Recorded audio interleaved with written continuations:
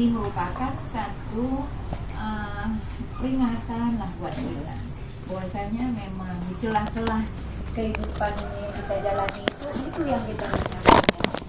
Sehat kita sediain waktu, kemudian izinkan Allah.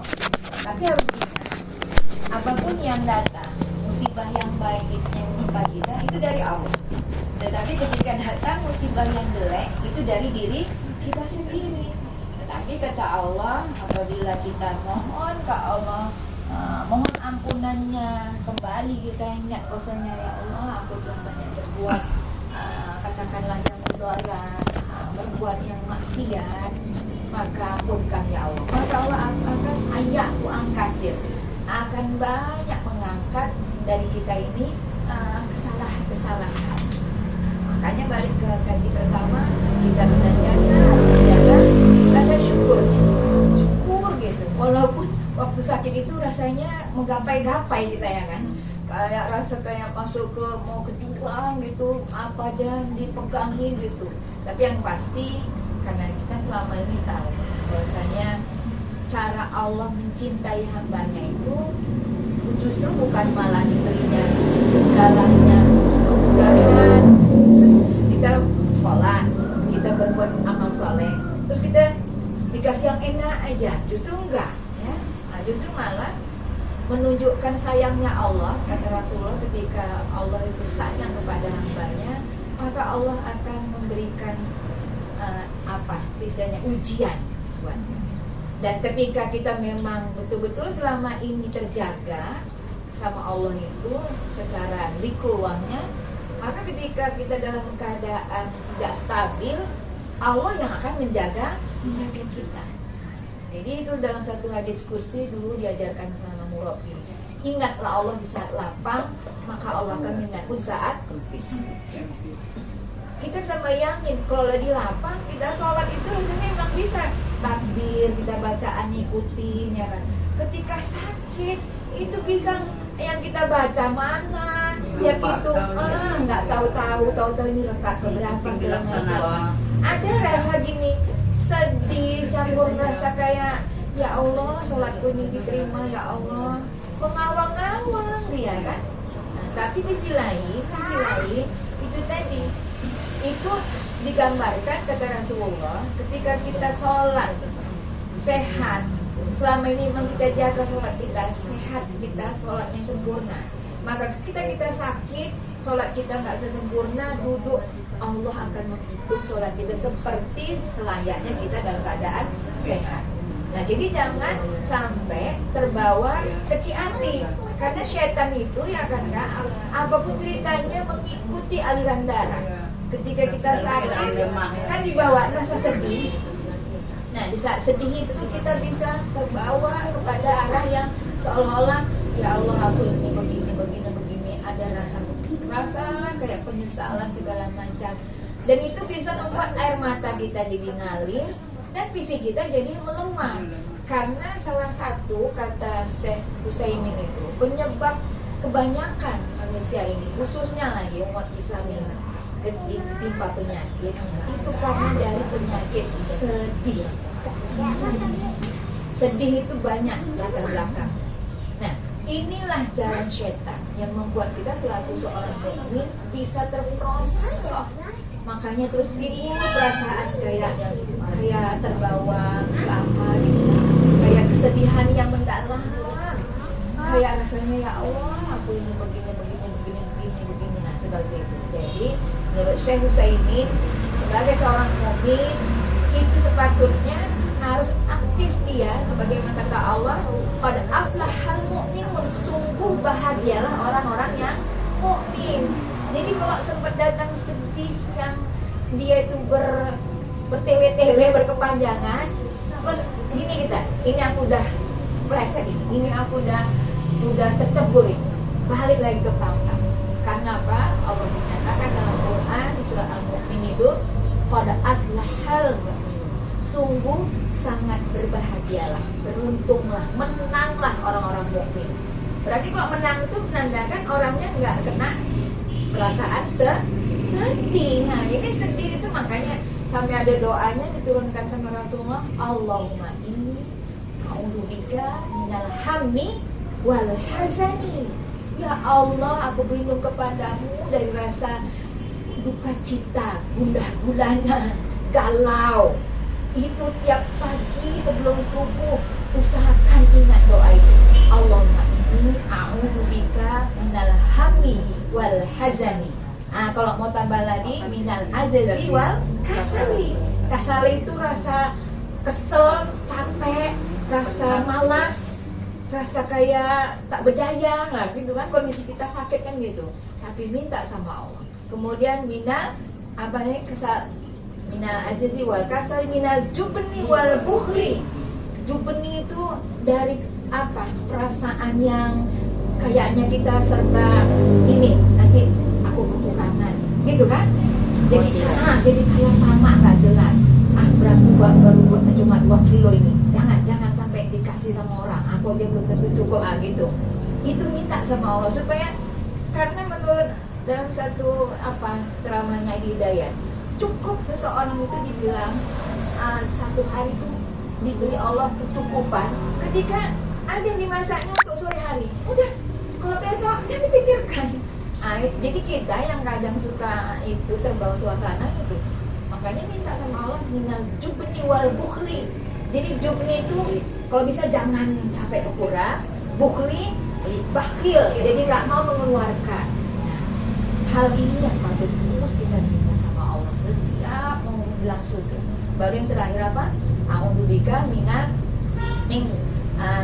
qalabatid dain wa qahrir rijal. Ya Allah, jauhkanlah aku dari lilitan hutang dan tekanan seseorang. Nah, yang tekanan seseorang ini kan berpeluang tuh dari mungkin keluarga dekat kita. Udah nggak lagi kita kadang berdekatan sama dia, tapi berpeluang kondisi kita drop, zikir Allahnya lengah, masuk dia itu. Datang. Tolonglah dulu kelakuan dia nggak gitu. Kadang kan Umi suka, tolonglah dulu di masjid kita itu nggak diganggu saudara gua. Ada kita datang. Itu hilangkan ya Allah. Qahrir rijal. Malah yang terbaik lagi untuk menghilangkan segala macam beban batin itu. Ya Allah, peluang aku banyak dosa. Ya Allah, maafkanlah. Ya Allah, saudaraku yang kalau secara kasat mata orang pun juga menyatakan iya dia memang kurang baik segala macam, tapi Allah pun maafkan. Ya Allah, sehatkan dia, murahkan rezekinya, sehatkan anak cucunya, mudahkan segala urusannya. Ya Allah, kalau udah bisa itu, hidup kita tuh jadi lapang, sehat. Walaupun bisa berpeluang dalam keadaan lagi diuji sama Allah, tapi nggak bertumpuk-tumpuk dia. Udahlah kita sakit, datanglah tekanan dari seseorang itu, ya kan, yang berpeluang dia diingatkan sama setan, kita makin tertekan. Makanya orang udah sakit terkapar jadinya, ya kan, jadi kayak udah fisiknya sekalian mentalnya, sekalian spiritualnya. Sama Allah itu cuma sebut lidah saja, la ilaha illallah, la ilaha illallah, tapi nggak nerima aku ini, nggak bisa aku ini. Itu bukan kaidah karangnya kan, bukan juga belain. Tetapi kita kan kata Allah diuji itu supaya Allah tahu kadar kita. Kadar kita tahu, Allah nggak diuji, Allah pun tahu. Tetapi Allah itu untuk memperlihatkan kepada yang lain siapa diri kita di tengah-tengah itu. Jadi ketika ada beberapa orang yang sakit, yang jenis sakitnya sama, kegelisahannya sama, tapi lihat orang itu kok bisanya dia merasa kayak nyebut Allah, la ilaha illallah, tapi kayak nggak nerima. Udah, ini dibuka aja ini impulsnya, mau berobat tempat yang lain lagi. Jadi sampai gini, ya Allah, kuatkan karena merasa nggak karena bisa berpeluang gitu. Ini berdampaklah dari sakit fisik pertamanya, ya kan, memang kekurangan asupan, banyak bakteri di badan kita. Keduanya lagi berpeluang sakit secara mentalnya, tidak mampu menerima kenyataan. Baru berikutnya lagi secara spiritualnya. Makanya ibu sekalian, selagi kita dalam keadaan terjaga, yang harus kita jaga sehat itu adalah kesehatan spiritual. spiritual itu iman kita. Oh itu nah spiritual baru itu iman. Jangan lepas. Ya Allah, aku sakit, Engkau melihat, Engkau maha mengobati, Engkau yang menyehatkan. Ya Allah, terus itu minta sama Allah, sangka baik terus. Jangan ada mau mati aku nih, ada itu memang gampang datang, tapi cepat hilangkan dengan la ilaha illallahul azimul halim. Itu kata Rasulullah kan kalau kita dalam keadaan genting. La ilaha illallah rabbul arsyil azim. La ilaha illallah rabbus samawati wal ardh. Ya Allah, rabbul arsyil karim. Itu harus terus dia hapuskan ke dada ini supaya datang lagi semangat itu. Ya memang kalau mati itu juga yang terbaik kan gitu. Jadi bukan dibalik, matilah aku ini, udah habis selesai. Jadi justru malah iya, tidak ada Tuhan selain Engkau ya Allah yang maha perkasa, yang lagi maha memiliki langit dan bumi, arasy yang luas ini. Balik lagi hati itu, nerima dia. Nanti datang lagi, memang sakit itu datang lagi. Jadi makanya kata Rasulullah, justru berpeluang kita istighfar kita yang beratus-ratus kali, bahkan mungkin ribuan kali dalam sehari, itu berpeluang sedikit mengurangi dosa-dosa kita. Kayak nggak terkejar ini, saking udah banyak dosa kepala, dosa mata, hidung, telinga, pikiran. Maka lewat sakitlah caranya Allah itu membersihkan. Karena dari ujung kepala sampai ujung kaki ngerasakannya itu kan. Nah, kalau istighfar kita bisanya astagfirullahaladzim, ini otak kemana, hati kemana, nafsu, siapnya aku mau ini. Tapi kalau lagi sakit, apa yang enggak, dari ujung rambut ke ujung kaki, astagfirullahaladzim, hilangkanlah segala menikahnya, Allah hilangkan. Itu, nah, iya. Jadi cara mengikisnya itu justru lewat sakit itu. Nah, jadi kalau kata Rasulullah pun, kalau tahulah rahasia sakitnya, setiap kita kayaknya maunya sering-sering sakit. Rasanya ya Allah. Sahabat-sahabat itu, sahabat Umar, Abu Bakar, itu Utsman bin Affan, sahabat yang lain, mereka itu suka kayak gitu. Iya ya, kalau bisa kita ini ada memang sakit, tapi kalau bisa memang dalam kebersamaan. Rupanya satu lagi, manusia ini juga satu motivasi bagi kita. Manusia itu memang ditakdirkan Allah memang makhluk berjamaah. Jadi sekelas Abu Bakar, Umar itu sering menangis ketika teringat Rasulullah, sahabat kan gitu. Siapa ini Umar bin Khattab, sahabatku Abu Bakar, ya Allah udah meninggal. Ada rasa sedih gitu, kayaknya dulu waktu kumpul senang. Gitu juga kita beranjak Umar, Utsman bin Affan, begitu juga sampai ya Allah segerakan akan berkumpul lagi nanti di akhirat di surga.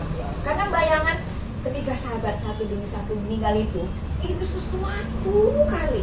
Nah, makanya terasa buat Umi sendiri tuh, biarpun kita enggak terus bisa saling ketemu, tapi kekuatan kenyamanan, ingat sahabat di semuanya ya Allah, ada rasa Engkau mampu ngasih penyayang, memberikan kita sahabat-sahabat yang bisa saling menguatkan di tengah-tengah kita menghadapi segala macam jenis cobaan.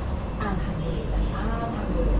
Akan terus jaga rasa syukur kita dalam keadaan apapun, agar Allah terus tambah nikmat kita di dalam berallah, di dalam mengikuti sunnah Rasul, di dalam menjalani akhlak yang terbaik, kemudian di dalam kita menjaga hubungan sesama jamaah.